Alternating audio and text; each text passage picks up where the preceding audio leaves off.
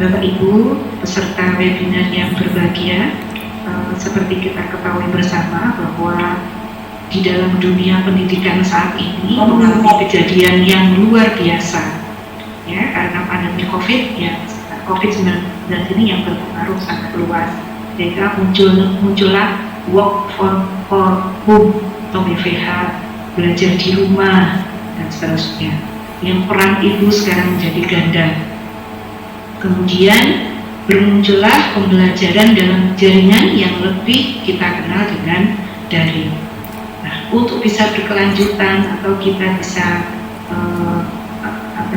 survive dengan kondisi yang luar biasa ini, maka perlu kiranya kita sebagai pendidik meningkatkan kemampuan dalam cara mendidik kita. Nah, dalam kesempatan yang sangat berbahagia ini, kita akan mendengarkan atau mengikuti paparan dari ketiga pemateri. Untuk kesempatan pertama, kami persilahkan kepada Dr. Daniel Ginting. Beliau adalah Dekan Fakultas Bahasa dan Seni Universitas Maju Malang. Sebelum Pak Daniel nanti memaparkan tema besarnya yang akan diusung beliau, terlebih dahulu saya bacakan kurikulum vitae beliau.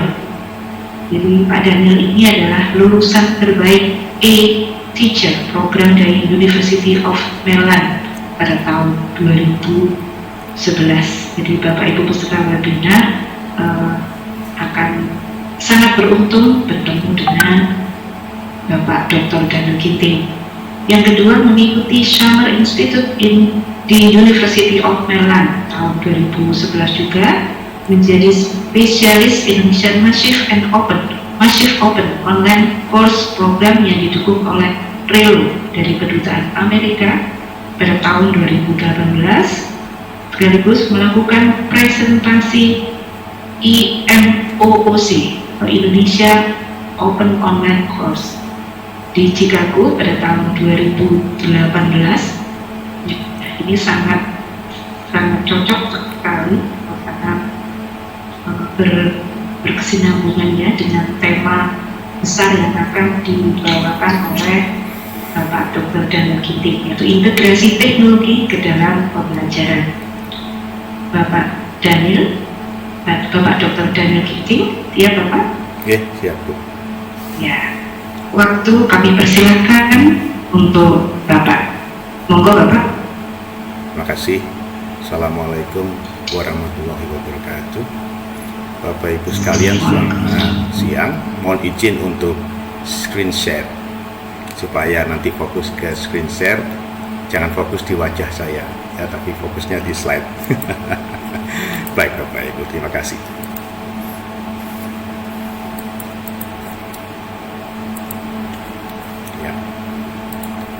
Mohon izin kepada moderator, apakah bisa melihat dengan baik?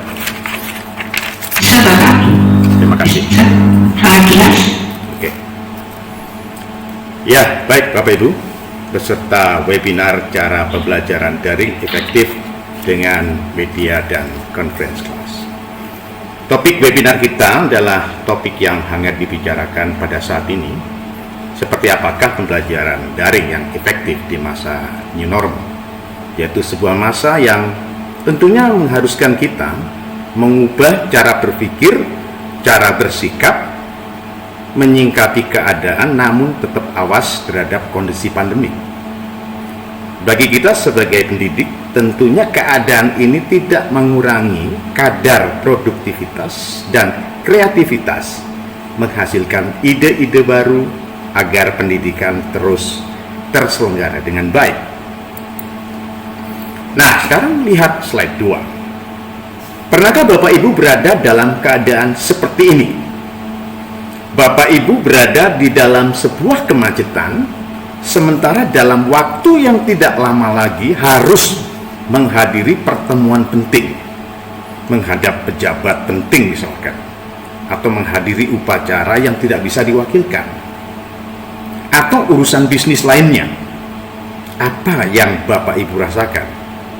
Gelisah, marah, kecewa, takut, mari kita ungkapkan perasaan itu secara digital dengan melakukan hal berikut. Tolong Bapak Ibu siapkan web browser, ya. Di web browser Bapak Ibu ketik Slido, ya, Slido, cukup SLI, boleh ditulis ada titik DO. Kemudian nanti ketik kodenya webinar, ya, gampang sekali ya diingat, Slido, kemudian nanti masuk ke kodenya webinar. Silakan, saya tunggu. Slido, ya, mudah-mudahan sudah bisa, ya.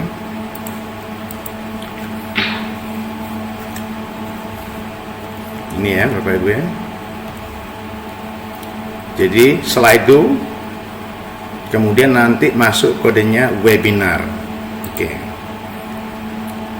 Pertanyaan pertama, tulis satu kata saja yang menggambarkan perasaan Bapak Ibu bila berada di dalam situasi kemacetan itu.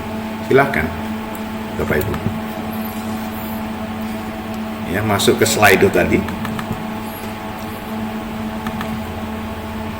Ya, jengkel, kesal, bosan, silakan yang lainnya.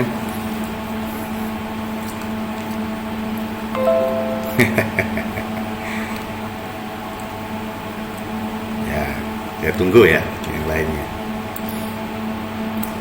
Baru 6. Bosan, paling besar sendiri tulisannya.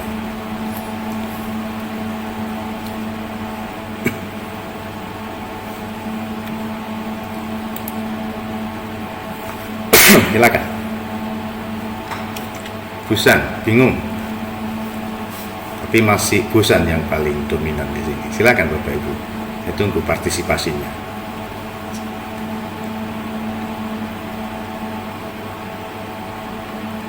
Mohon izin moderator, ada berapa peserta yang ikut kali ini? Ada 52 ya, kalau tidak salah ya.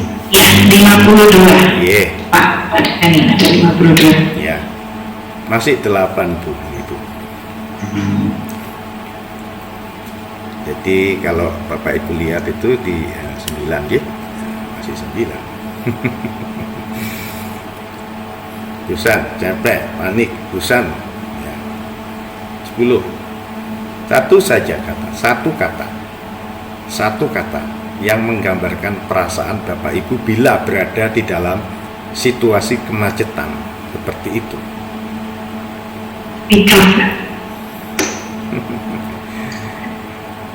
Ya, tunggu lagi, dikit lagi.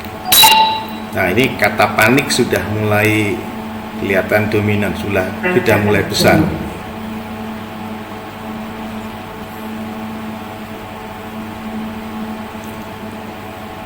13. Kita tunggu partisipasinya.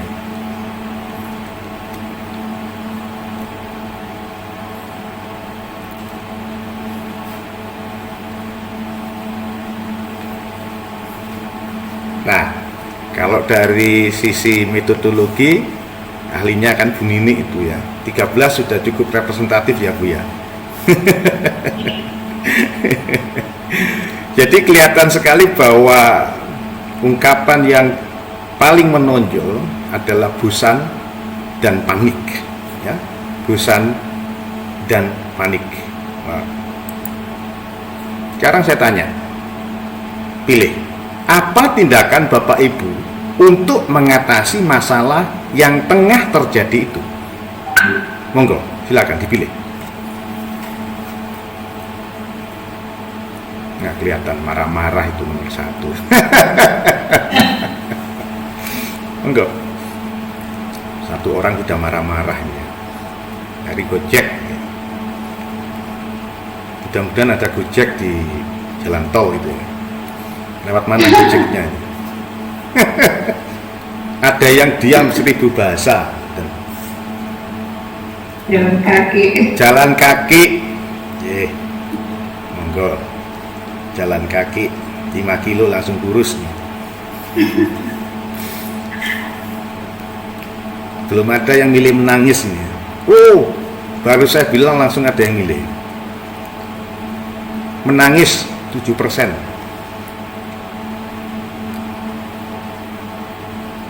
Ya, monggo silakan. Masih 15. Weh.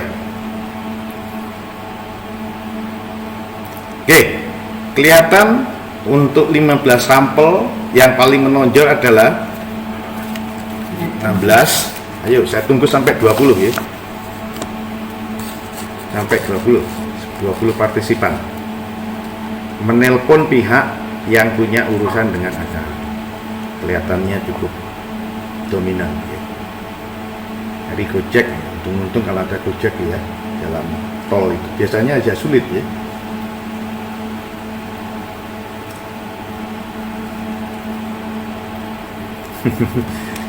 Baik, saya kembali ke slide-nya ya.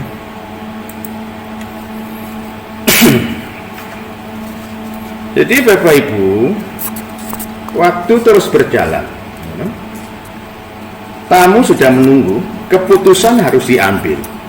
Keadaan darurat adalah keadaan yang sulit. Kita berada dalam keadaan darurat seperti itu.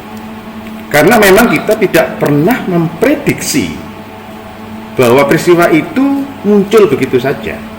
Diam tidak bisa mengatasi keadaan, dan keputusan itu harus diambil dalam kondisi itu. Keputusan harus diambil sekalipun hasilnya mungkin tidak sempurna atau tidak lebih sempurna bila dibandingkan dengan keadaan tidak ada gangguan sama sekali, keadaan normal di mana kita punya banyak waktu, ada banyak persiapan.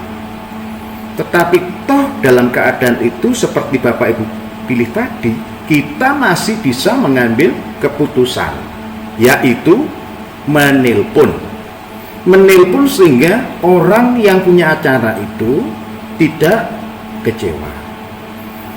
Bapak Ibu, kita kembalikan kepada kondisi kita.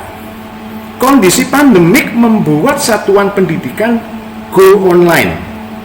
Waktunya sempit, persiapan mepet, siswa menunggu, bahkan sekarang sudah berjalan. Jadwal terus berjalan sekarang, waktu tidak bisa dinego. Bapak Ibu, go online itu sebetulnya adalah salah satu keputusan yang diambil. Saya katakan, salah satu dalam situasi darurat ya. Nah, tetapi dia bukan satu-satunya jalan. Saya katakan, bukan satu-satunya jalan ya. Ini mengingat wilayah negara kita ini luas, bahwa secara ketersediaan, keterjangkauan, dan kemampuan mengusahakan teknologi itu untuk menjalankan daring ya. Daring seperti yang sedang berjalan sementara ini, itu tiap daerah itu berbeda. Bahkan menurut hasil survei dari tim inovasi belajar di rumah, ditemukan bahwa ada loh daerah di Indonesia itu 6% tidak melakukan kegiatan apapun, daerah terpencil ya. Dan bahkan saya mendengar untuk mencari sinyal pun mereka harus berjalan ke lokasi sekian kilometer untuk mencari dataran tinggi. Nah, ini barusan saya dapat kiriman dari teman-teman saya ini. Sebelah kanan ini ada gambar ini, apa namanya, potongan koran ini. Terjadi di mana ini? Jabung Barat, Jambi. Mau mencari sinyal harus pergi ke sini naik sepeda motor. Ya kalau punya sepeda motor. Nah, ini saya akan berikan informasi. Ini yang terjadi di Sumbawa. Kami mempunyai komunikasi dengan teman-teman di Sumbawa untuk kegiatan Abdimas, dan mereka menceritakan sulit sekali teknologi. Saya kasih gambarannya ya.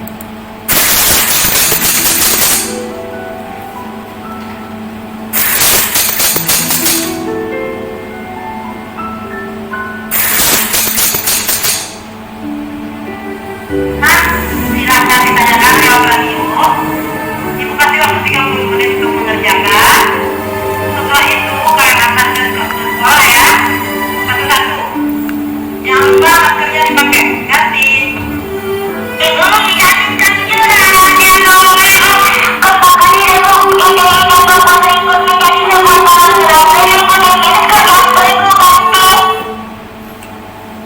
Itu pun kalau punya HT, Bapak Ibu. Ya, itu pun kalau punya HT baru bisa dijalankan.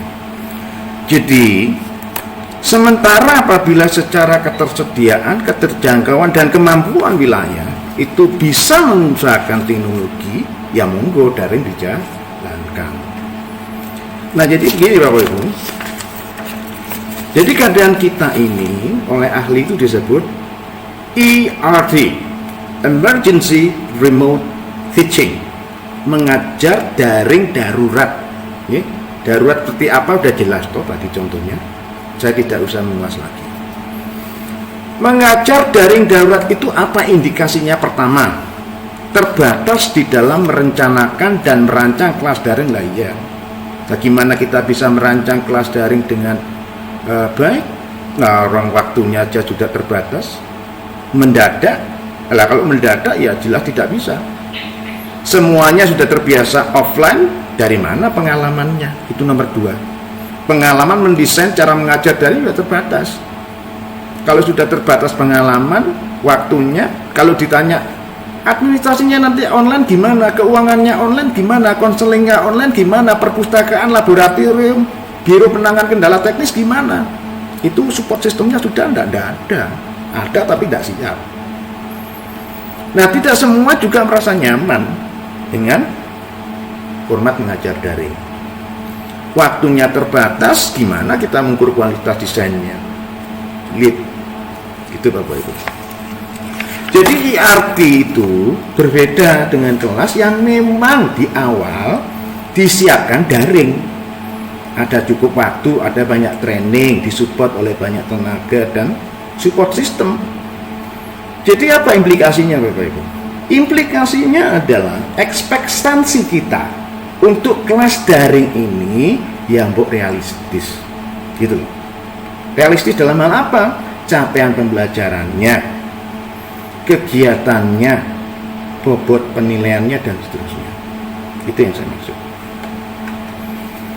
Bila penyelenggaraan pendidikan masa new normal ini memaksa kita untuk full daring, pertanyaannya adalah apakah kelas daring yang dimaksud ini adalah mentransfer secara literal kebiasaan tradisi mengajar offline di online kan?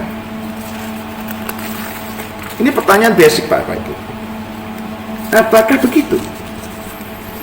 Kita tahu bahwa kelas offline tatap muka itu adalah kelas yang punya kebiasaan dan jiwanya sendiri. Jadwalnya ketat, siswa hadir jam 8 sampai jam sekian. Nah, selama waktu itu mereka juga harus dicek kehadirannya, mengerjakan tugas. Nah, kebiasaan-kebiasaan itu apakah harus dimunculkan dalam kelas daring? Nah, ini pertanyaan yang basic. Nah, bila dilakukan seperti ini, tentu bayangan kita berapa? Kita bisa mengkalkulasi kosnya. Ada Bu Dr. Nini nanti bisa membantu saya.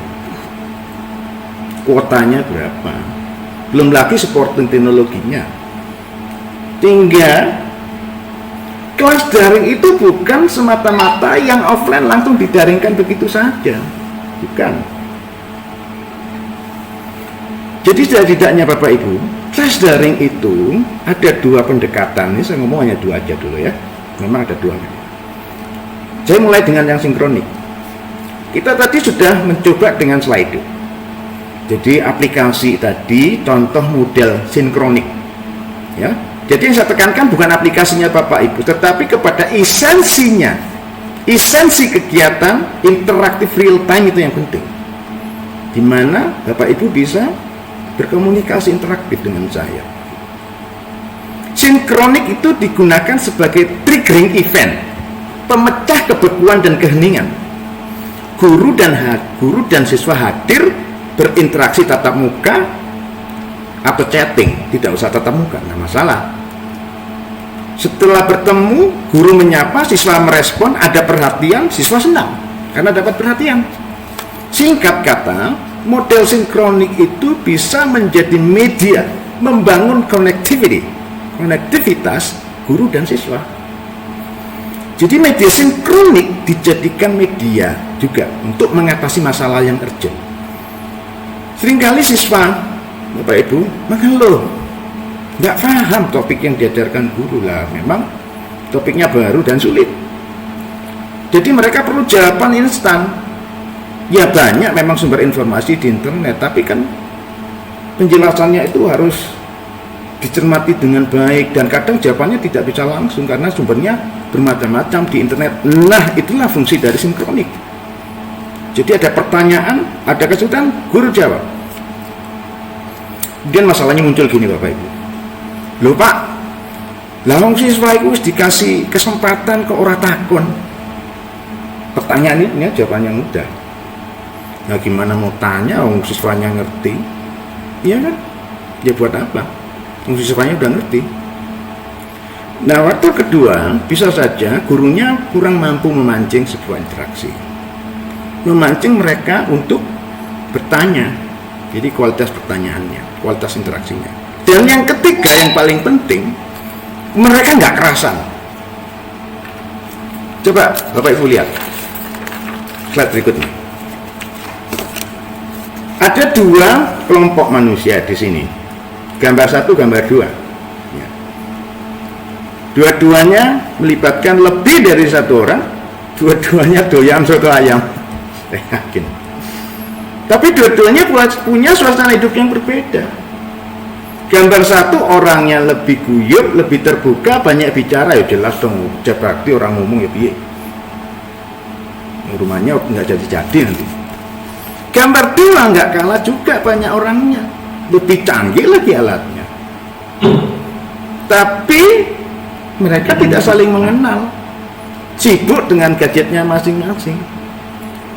Nah, kalau Bapak ingin membayangkan kelas daring yang efektif di dalam konteks keaktifan, ya buat seperti gambar nomor 1. Intinya itu, rasa nyaman itu adalah mutlak dilakukan. Ada banyak app sinkronik Bapak Ibu ya, tergantung pilihan mana yang bisa digunakan.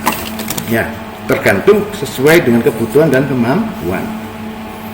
Instant Messenger itu perlu dibedakan Bapak Ibu ya dengan Learning Management System, karena banyak yang bingung. Jadi Instant Messenger seperti Line, Zoom sama dengan yang namanya Google Classroom, beda. Ya. Jadi model kedua, asinkronik. Jadi yang disebut asinkron itu apa? Ya tidak sinkron. Tidak sinkron apanya? Jeda waktunya, delay. Delay waktu itu adalah indikator pembeda terhadap sinkronik. Jadi pada model sinkronik, komunikasi dan pertukaran informasi tidak terjadi secara real time. Ada jeda saat guru menyampaikan input pengajarannya dan siswa merespon input. Jadi semakin lama waktu tunggu respon balik, ya semakin asinkronik. Tetapi Bapak Ibu, ada strukturnya. Jadi model asinkroni ini punya struktur. Jadi ada jeda, sekalipun ada jeda, ya ada kegiatan aktivitas belajar. Guru mengirimkan input pengajarannya berbagai moda, teks, grafik, audio, audiovisual. Respon siswa memahami dan mengerjakan tugas. Nah, semua kegiatan ini termasuk asesmennya terjadi dalam format timeline yang jelas dan terjadwal. Ada aturan main yang jelas yang mengatur bagaimana kegiatan daring itu dijalankan, kapan, di mana, bagaimana guru menyampaikan input, kapan, di mana, bagaimana siswa merespon input. Nah, kegiatan belajar itu dipantau dan diukur Bapak Ibu ya. Guru mendorong siswa berinteraksi dengan dirinya. Jadi guru dengan siswa, siswa dengan siswa, siswa dengan materi. Jadi bila model asinkronik terindikasi dengan jeda, pertanyaannya, seberapa penting jeda itu untuk pengajaran? Karena kadang masih ada yang berpikir, nah kalau tidak diberi tugas Pak, lah siswanya kok sinau bendino Pak. Jadi banyak yang meragukan jeda, banyak yang khawatir. Bapak Ibu, jeda itu berarti memberi peluang siswa untuk berpikir dan bernalar. Proses belajar itu semestinya kan terjadi secara gradual dan menantang toh. Jadi arahkan siswa kepada pencapaian kompetensi yang lebih tinggi, berpikir tinggi. Ini bukan berarti kita mempersulit siswa, tidak, ya. Tetapi melatih mereka menguasai kemampuan yang mereka butuhkan, kemampuan berpikir tingkat tinggi, menganalisis, mengevaluasi, kalau bisa tantang mereka membuat sebuah karya. Jadi kalau saya meminjam istilah dari Mas Menteri, ya, ada segudang kompetensi yang harus dikuasai siswa: kreativitas, kolaborasi, kemampuan memproses informasi secara kritis, literasi numerasi, kemampuan berempati. Itu kompetensi yang harus kita berikan kepada siswa. Nah, bagaimana itu bisa dikuasai? Ya butuh waktu, Bapak Ibu. Sementara kita tahu bahwa supervisi dan kehadiran guru itu hampir nol. Saya katakan nol itu karena tidak bisa langsung ketemu, meskipun ya bisa lah telekonferensi itu. Jadi salah satu tantangan kita, Bapak Ibu, ya, adalah bagaimana kita membuat siswa itu mandiri, Bapak Ibu. Jadi kemandirian itu mengatur dirinya sendiri. Semakin tinggi tingkat usia dan jenjang pendidikan anak, biasanya semakin besar ya sifat mandirinya juga gitu. Sebaliknya, kalau semakin rendah jenjangnya, usianya juga semakin muda, ya orang tua harus pendampingan dong, tidak bisa dilepas. Jadi Bapak Ibu, kemandirian itu penting. Bagaimana memanage waktu, penting Bapak Ibu. Kapan harus mengatur ritme belajarnya yang baru Bapak Ibu. Pandemik itu mengubah ritme kehidupan anak-anak kita semuanya. Nah, ini jangan terlena kita. Kita harus membangun kemandirian itu kerjasama orang tua dan guru. Memotivasi diri, ya, dilatih untuk memaknai proses belajar itu bukan beban, tapi tanggung jawab dan kemampuan mengendalikan diri. Di rumah itu bukan berarti tidak ada godaan, Bapak Ibu. Ada PlayStation. Bagaimana mereka bisa mengendalikan diri? Ya dilatih. Nah, Bapak Ibu, di dalam menjalankan kelas daring kita itu perlu almari. Saya itu mengibaratkan bahwa kegiatan kita itu harus tertata. Almari yang isinya itu terdiri dari berbagai rak. Rak pertama dibuka, jebret, ada informasi penyampaian input mengajar. Oh, ada video tutorial, PowerPoint, audio, e-book, website. Rak kedua dibuka, bread, kegiatan belajar ada di situ, berdiskusi, kerja kelompok, menyampaikan presentasi. Rak berikutnya dibuka, ada assessment, ada pilihan ganda, paper, membuat video, mengukur progres belajar.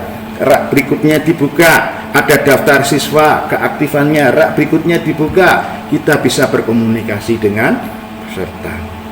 Dan semuanya ini terintegrasi, tidak terpecah-pecah. Oleh karenanya ini disebut sistem. Bagian-bagian tadi itu mendukung dari sebuah tujuan, bekerja bersama-sama. Ini yang namanya learning management system, bukan instant messenger. Ya, jadi ada Edmodo, ada Canvas, ada Schoology, ada Google Classroom, monggo. Nah, Bapak Ibu, saya memang suka aplikasi teknologi baru, tetapi hal yang paling penting Bapak Ibu adalah hal-hal sifatnya koordinatif di lapangan. Itu jauh lebih penting Bapak Ibu daripada kita paham kecanggihan teknologi. Mohon maaf, saya bisa screen sharing dulu, jangan di take over dulu.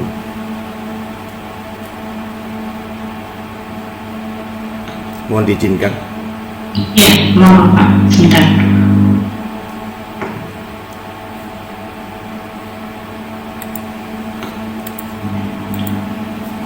Terima kasih. Jadi Bapak Ibu, ini penting sekali. Karena ada satu kalimat yang mengatakan man behind the gun. Bukan the gun-nya yang penting Bapak Ibu, tapi man-nya. Nah, untuk itu Bapak Ibu, saya bertanya. Saya mengadakan survei. Saya mengadakan survei untuk kelompok dosen dan kelompok guru. Ya, terkait dengan daring ini. Terkait yang pertama, learning management system. Oke. Saya tanyakan, Bapak Ibu, Learning management system apa yang digunakan? Macam-macam Bapak Ibu. Lihat itu hasilnya.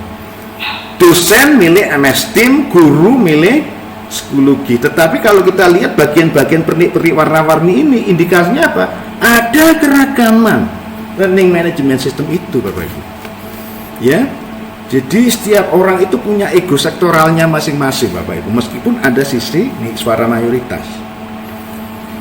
Kemudian saya tuh tanya lagi, nah kira-kira setujukah kalau Anda menggunakan satu saja learning management system di lembaga Anda, di lembaga loh ya, saya bicara dalam soal lembaga. Keragaman gini loh Bapak Ibu, karena yang terjadi dari pengalaman saya, mahasiswa itu bingung Bapak Ibu kalau banyak learning management system, karena seringkali keragaman itu menjadi excuse atas kelalaian yang mengumpulkan tugas. Loh Bapak itu menggunakan learning management system yang mana? Saya bingung loh Pak. Oleh karena itu muncul pertanyaan ini. Hasil survei menunjukkan bahwa dosen cenderung menginginkan keseragaman, sementara guru memilih lebih dari satu. Loh, saya kaget juga hasil ini Bapak Ibu. Tetapi setelah saya coba untuk mengkonfirmasi, ternyata ya guru itu menjawab bahwa yang disebut dengan learning management system itu termasuk WA juga Pak. Jadi saya pilih Google Classroom dan WA. Oh alah. Jadi ada kerancuan di sini. Jadi learning management system ya juga instant messenger itu. Jadi intinya juga mereka itu mau seragam. Nah Bapak Ibu, hari ini saya akan membahas sedikit saja. Nun saya Dr. Nini ini sebetulnya bagiannya Bu Nini ya, tapi nanti saya hanya menambah sedikit saja Nun saya. Jadi video ini saya singgung sedikit karena saya tanya hal ini juga kepada para guru. Perlukah wajah pengajar ditampilkan pada video? Hasil survei saya Bapak Ibu menunjukkan bahwa mayoritas mengatakan iya, setuju kalau wajah pengajar ditampilkan. Namun di bagian lain ada yang milih tidak perlu. Nah, terkait dengan topik ini saya terus terang mendukung Bapak Ibu yang memilih wajah ditampilkan. Tampilan wajah Bapak Ibu itu akan menambahkan kesan konektivitas yang hilang Bapak Ibu. Ketika Bapak Ibu muncul wajahnya di situ, konektivitas itu akan muncul juga. Jadi semakin kuat kesan connectivity itu hadir di kelas daring, maka tidak terasa kelas daring terasa juga seperti kelas tatap muka. Tapi ya menampilkan wajah pengajar juga menghilangkan kesan bahwa aku orang diajar robot. Ada kesan seperti itu loh Bapak Ibu, ya, supaya tidak ada kesan seperti itu. Nah, saya juga menghargai pilihan Bapak Ibu bila tidak ingin wajahnya ditampilkan, monggo. Tetapi ya tadi saya bilang, ya. Jadi ada Bapak Ibu yang juga tidak senang karena tidak pede ya. Saya tidak konsen kalau membuat video saya ada wajah saya tampil di situ, ya nggak masalah. Ya, tetapi ada tadi risiko konektivitasnya hilang. Perlukah background musik? Musik itu sangat penting Bapak Ibu, ya loh, di dalam kehidupan kita. Coba semuanya pasti lihat film horor loh. Coba film horor tanpa musik, ya dang deng dong dang deng dong. Atau musiknya kemudian dihilangkan, ya pernah enak, nggak enak sama sekali. Atau film perang, kemudian tidak ada musiknya, tidak terasa perang gitu ya. Atau musiknya diganti musik yang lebih caca atau bossa nova, ya udah tidak enak gitu. Jadi musik itu memang penting, dia ada punya suatu daya ledak terhadap suasana batin orang. Tetapi kemudian kita perlu tanya, apakah background musik itu sejauh mana sih pentingnya? Ya kan? Bahkan kalau kita lihat video tutorial di YouTube itu kadang background musiknya ngalah-ngalah yang suara yang bicara gitu. Nah, selama proses belajar Bapak Ibu, kita tahu bahwa siswa itu mengarahkan energi berpikirnya. Singkat kata, ada proses mental di sana yang digunakan untuk berpikir, mengelola informasi. Memori manusia itu terbatas, memproses informasi itu, mengingat, mengerti, belum lagi untuk mengaplikasikannya. Sementara kita tahu working memory itu sudah susah payah untuk memproses informasi, ditambah background musik ya buyar. Jadi kalau saya pribadi, hilangkan background musik kalau perlu. Kalau ada sedikit saja. karena dia lebih menjadi sebuah distraktor konsentrasi. Itu menurut saya. Selain background musik Bapak Ibu, penjelasan yang bertele-tele itu juga jadi distraktor. Kemudian slide yang terlalu dekoratif, kemudian banyak animasi yang tidak perlu, itu juga menjadi distraksi. Durasi video, ya, saya nanyakan juga dan terjadi sisi variasi. Intinya saya mau menekankan Bapak Ibu, tidak usah terlalu panjang. Batas memori manusia untuk bisa merekam suatu kejadian informasi terbatas. Idealnya itu 5-10. 5-10. Saya melakukan penelitian Bapak Ibu. Jadi retensi kalau filmnya itu kecil, durasinya lihat penuh dia, ya, penuh. Tapi kalau semakin panjang, semakin turun jauh retensinya. Seperti itu. Nah, nanti Dr. Mini bisa menjelaskan lebih jauh. Jadi poin-poin presentasi saya Bapak Ibu, nomor 1, emergency remote teaching dijalankan sebaik mungkin melalui pemanfaatan berimbang sinkronik dan asinkronik. Kedua, pancing siswa dengan beragam aktivitas yang mengasah kemampuan berpikir kritis dan bangun perilaku kemandirian. 3, bangun konektivitas guru dan siswa dengan pemanfaatan teknologi. Ingat, bukan teknologinya yang penting, tapi manusianya itu yang penting. 4, gunakan satu jenis learning management system. Untuk apa sih? Kepraktisan, kelancaran koordinasi di lapangan. Kasihan siswanya Bapak Ibu. 5, siapkan materi ajar video yang baik, mempertimbangkan isi, durasi, tampilan, minimalisir distraksi suara dari luar. Jadi kalau saya mendefinisikan belajar daring yang efektif, ada di poin presentasi. Terima kasih. Saya kembalikan kepada moderator. Ya, terima kasih Pak Daniel. Paparan tadi sungguh sangat bermanfaat Bapak Ibu peserta webinar yang ini. Jadi ada 5 hal penting, ya Pak ya. Ada 5 poin penting yang kita cermati di dalam poin-poin dari Bapak Daniel. Yang pertama tadi emergency remote, kemudian pancing siswa dengan beragam aktivitas. Ada bangun terus konektivitas, gunakan satu jenis LMS, dan yang terakhir adalah siapkan materi ajar videonya. Jadi perlu dipersiapkan terlebih dahulu. Bapak Ibu peserta webinar yang